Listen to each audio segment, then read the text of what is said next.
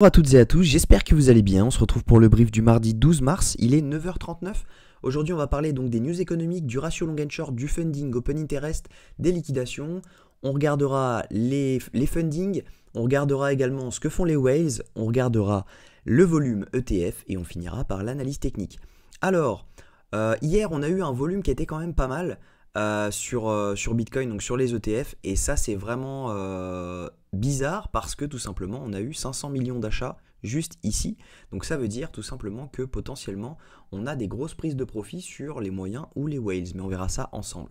Alors au niveau des news économiques, aujourd'hui on va avoir l'inflation américaine, donc ça c'est vraiment une news très importante et il va falloir l'avoir en tête à 13h30, éviter d'avoir des trades en futur parce que tout simplement ça peut impacter le dollar sacrément et par conséquent les marchés.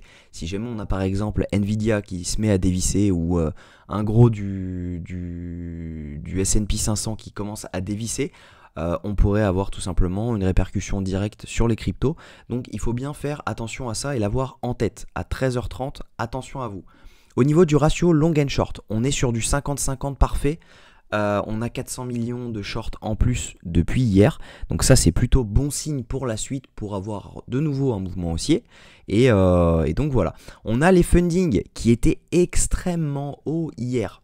On était à 0,12 à un moment. On était à 0,1145. Donc ça veut dire que toutes les 8 heures, vous allez payer 0,11% de votre position sans levier. Si jamais vous êtes sur un levier 10, ça veut dire que vous payez 1,1% toutes les 8 heures. C'est énorme. 3% toutes les 24 heures.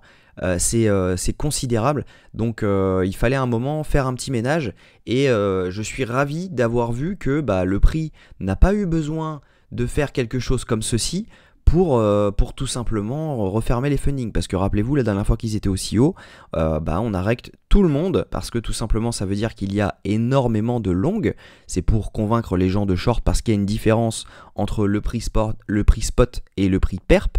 Et tout simplement à un moment il faut recte tout le monde. Et là on a tout simplement des gens qui se sont mis à short ce mouvement parce que on a eu une baisse du funding avec une hausse juste ici de l'open interest et derrière on a eu une stabilisation de l'open interest avec une baisse du funding. Donc ça veut tout simplement dire que on a autant de longues qui se sont fermées qu'il y a eu de shorts qui se sont ouverts pour que l'open interest reste stable. Donc plutôt bon signe avec un CVD spot qui lui est en hausse. Donc ça c'est plutôt chouette. Donc on a une divergence entre le spot et le prix.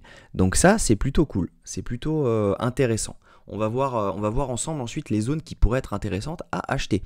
On a donc des liquidations, pas mal de liquidations en une semaine autour des 66 000 $. Donc ça, faut l'avoir en tête, faut bien y faire attention.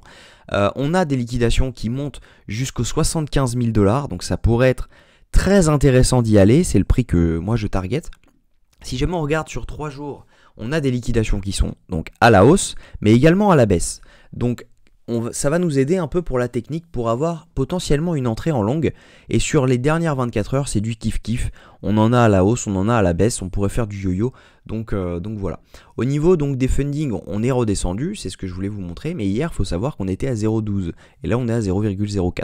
Donc plutôt, ça va, ça reste normal dans un marché haussier. Là on est sur des prix qui sont tout à fait convenables, donc il n'y a pas de souci à se faire à ce niveau là. Ça reste haut par rapport à la majorité du temps. On a connu des 0,005 en bear market, mais c'est normal, il n'y avait aucun intérêt sur les open interest. Là on est en ATH d'open interest, donc c'est normal que les fundings soient un peu plus élevés.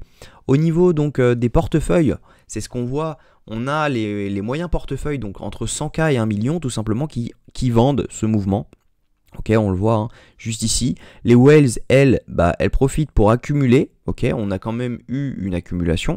Et les petits portefeuilles, eux, tout simplement, continuent à vendre. Donc à un moment, ils vont revenir. Et ce sera là, à mon avis, que tout simplement, il faudra prendre des profits. Au niveau donc du volume sur l'ETF, on a eu 505 millions de volume positif sur la journée, avec toujours 500 millions de dollars vendus chez Grayscale. Donc vraiment énorme, mais en fait tout simplement ça s'explique parce que tout simplement Grayscale a des fees qui sont à 1,5%.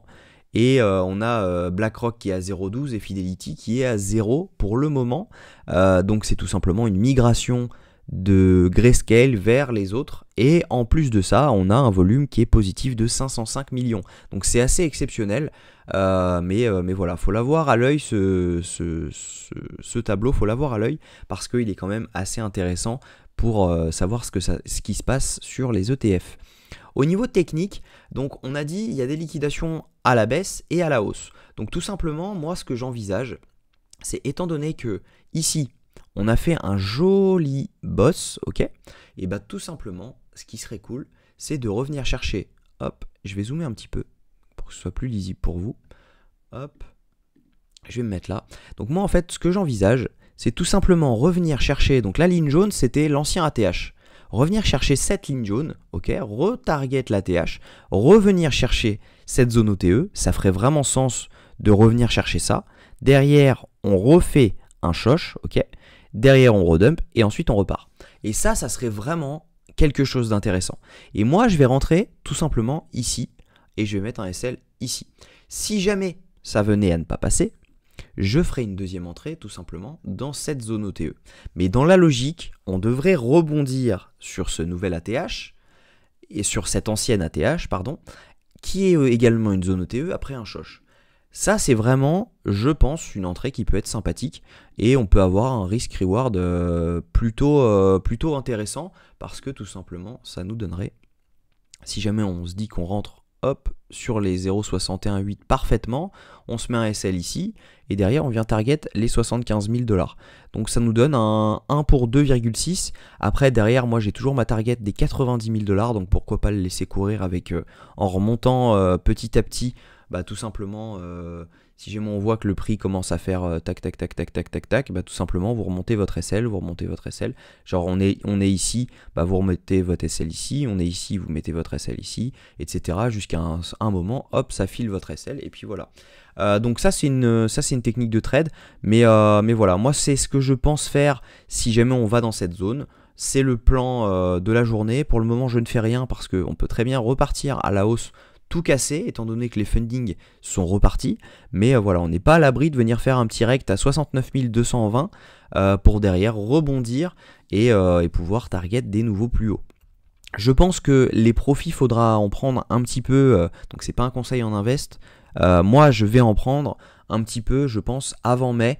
Parce que tout simplement en mai en général c'est là que les tops se forment historiquement et l'été il se passe pas grand chose en général, donc pourquoi pas prendre des profits en mai pour revenir tranquillement en cette fin d'année, genre juste après l'été, au mois de fin août début septembre, ça peut être intéressant. Donc je verrai à ce moment là, de toute façon je le collerai directement soit sur le Discord, soit sur YouTube, même les deux.